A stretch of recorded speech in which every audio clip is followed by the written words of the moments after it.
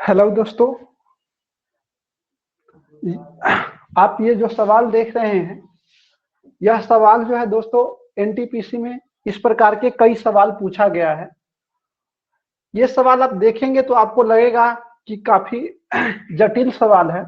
इसको बनाने में समय लगेगा। लेकिन दोस्तों जब आप इसको गौर से देखिएगा, इस सवाल को अगर आपने कॉन्सेप्ट समझा होगा तो इसको पढ़कर ही आप आंसर बता सकते हैं, इसको बनाने की कोई जरूरत नहीं होगी। दोस्तों 10th का सिंपल सा कॉन्सेप्ट है। 10th में अगर आपने ध्यान दिया होगा तो आप पढ़ते ही इस प्रश्न का आंसर बता सकते हैं। और यह इस प्रकार के कई सवाल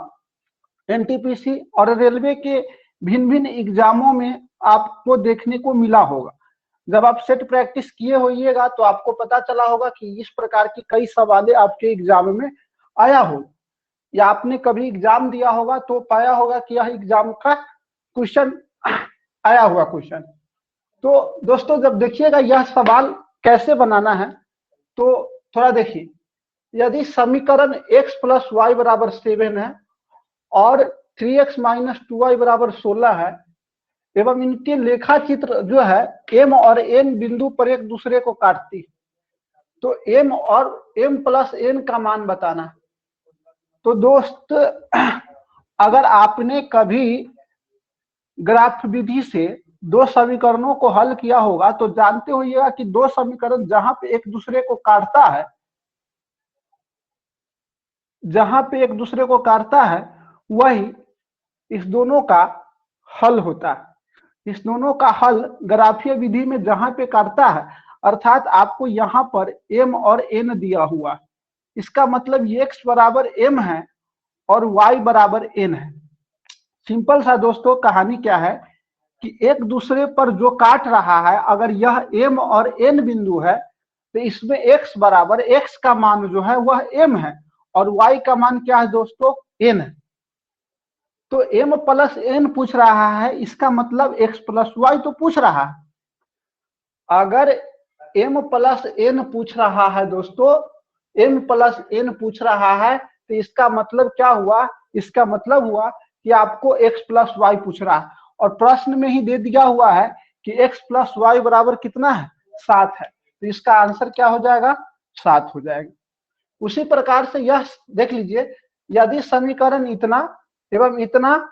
लिखा हुआ है आपको x प्लस वाई बराबर 0 एवं 4x माइनस 3y बराबर 7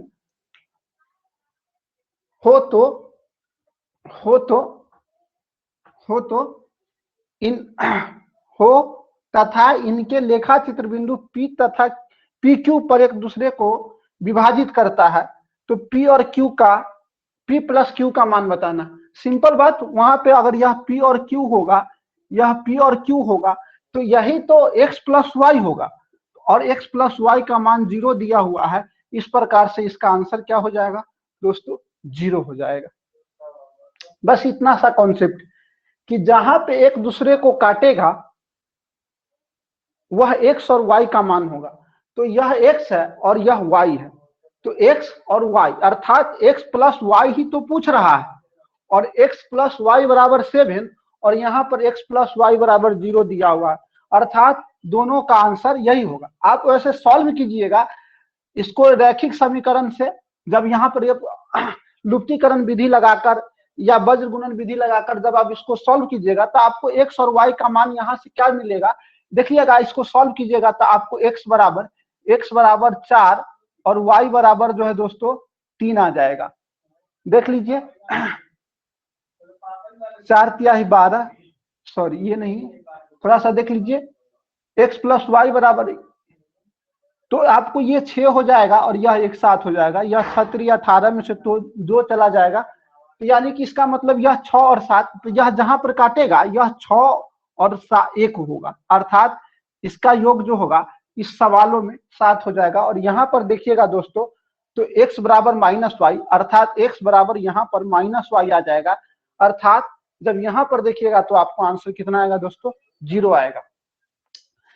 माइनस पर भी सवाल आया, अगर यहाँ पे माइनस कर दे दोस्तों, देखिए अगर यहाँ पे माइनस कर दे सवालों में यहाँ पे माइनस कर दें, यहाँ पर अगर माइनस कर दे कि x माइनस वाई बराबर 5 है, ठीक है, और x माइनस वाई बराबर 7 है, या कुछ यहाँ पे पूछ देगा, तो आपसे पूछेगा दोस्तों कि यहाँ पर देखिए पूछेगा आपसे कि x प्लस वाई का, यहाँ पर वही सवाल रहेगा कि p प्लस क्यू का मान क्या होगा। तो सिंपल सा सवाल देखिए, यहाँ से आपको p plus p minus Q का मान पूछेगा, तो p माइनस क्यू का मान यहाँ पर m माइनस n का मान पूछेगा, m माइनस n का, तो तब भी सवाल का आंसर अगर 5 है तो 5 हो जाएगा और 0 है तो 0 हो जाएगा। तो इस प्रकार के सवालों को आप देखकर बता सकते हैं कि इसका आंसर क्या होगा। अगर इस प्रकार के और सारे सवाल को आप चाहते हैं बनाना आसानी से, कुछ सवाल ऐसे होते हैं दोस्तों जो आपको समय को सेव के लिए दिया जाता है कि समय आपका बच जाए बाकी सवालों को बनाने के लिए। इस प्रकार के बहुत ऐसे सवाल है जिसको आप पढ़कर उसका आंसर दे सकते हैं, केवल पढ़िए और उसका आंसर दे सकते हैं। अगर आप चाहते हैं इस प्रकार का वीडियो और मिले आपको, तो हमारे YouTube चैनल को सब्सक्राइब करें और अधिक से अधिक लोगों में शेयर करें, ताकि आपको इस प्रकार के इंटरेस्टिंग जो क्वेश्चन है और आपको मिलता रहेगा। जैसे में और कुछ सवाल हम देखें, अगर इस पर लेखा चित्र में अलग भी हो सकता है, जैसे में 2x प्लस वाई बराबर दे दें कि 7 है, 2x प्लस वाई बराबर 7 दे दे, और x प्लस 2y बराबर जो है दोस्तों वह आपको 5 दे दे, और कहेगा कि इसका जो कटान बिंदु है वह m और n है, तो m का मान क्या होगा, n का मान क्या होगा, m प्लस n का मान क्या होगा, m माइनस n का मान क्या होगा, m इंटू n का मान क्या होगा। दोस्तों यह सवाल समझ लीजिए कि यह दो समीकरण है, यह दो समीकरण है। अगर इस दोनों समीकरण का लेखा चित्र एक दूसरे को अगर m और n पर काटता है, इसका मतलब यह x है और यह y है, इसका जो हल होगा वही इसका m और, तो हम कहने का मतलब इसको आप आपके पास कई विधियां होती है जिसको सॉल्व करने का। एक तो आपके पास है कि इसमें भी 2 से गुना कर दीजिए, या इसमें 2 से गुना कर दीजिए और इसको घटा दीजिएगा, तो आपको x और y का मान निकल जाएगा। जैसे में दोस्तों अगर हम इसमें 2 से गुना कर दें तो यह कितना हो जाएगा दोस्तों 4x, और यह हो जाएगा प्लस 2y बराबर 7 दूना 14, माइनस कर रहे हैं, क्या कर रहे हैं दोस्तों माइनस। अब इसमें से इसको घटा देंगे तो 3x बराबर, यह इससे कर जाएगा और यह हो जाएगा 9, अर्थात x बराबर कितना हो जाएगा दोस्तों 3।